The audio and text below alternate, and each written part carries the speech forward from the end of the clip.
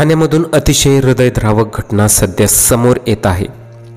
सर्वजण गाढ झोपले होते, परंतु सकाळी 8 वाजता जे घडलेलं आहे ते अत्यंत हृदयद्रावक असं घडलेलं आहे।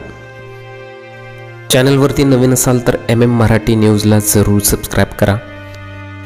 या इमारतीमध्ये एकूण 20 घरे आणि 6 गाळे आहेत। ही इमारत C2B प्रवर्गात होती।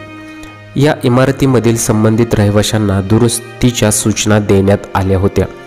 या घटनेनंतर सदरचं घर रिकामं करून सील करण्यात आलेलं आहे।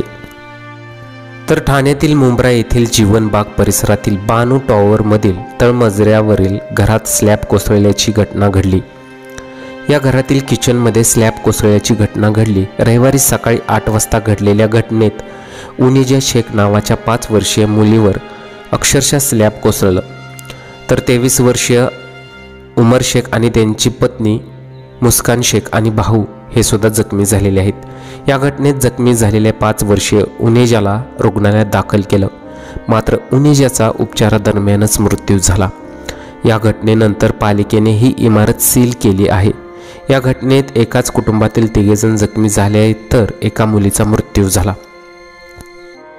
या प्रकरणाची पुढील कारवाई बांधकाम विभाग आणि अतिक्रमण विभागाकडून करण्यात येणार असल्याची माहिती बांधकाम विभागाने दिलेली आहे।